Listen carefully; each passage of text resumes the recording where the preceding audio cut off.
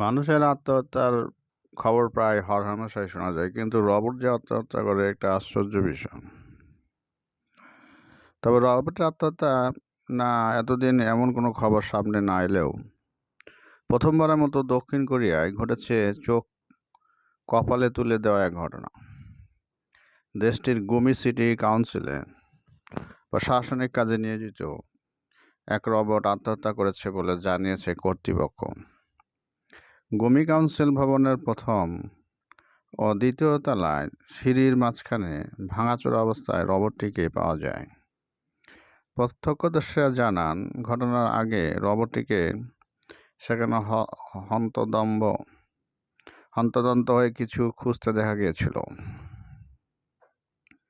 স্থানীয় এই ঘটনাকে প্রথম কোনো রবটের আত্মহত্যা বলে বর্ণনা করেছেন। সামাজিক যোগাযোগ মাধ্যম অনেকে ধারণা করেছেন অতিরিক্ত কাজের চাপে আত্মহত্যা দিয়ে থাকতে পারে এই রবট। গুমি সিটি কাউন্সিল কর্তৃপক্ষ সূত্রে জানা গেছে, মূলত শহরের নাগরিকদের বিভিন্ন তথ্য দেওয়া এবং কাগজপত্র আনা নেওয়ার কাজ করত এই রবটটি। রবটের মৃত্যুতে শোকের ছায়া নেমে এসেছে গুমি সিটি কাউন্সিলে।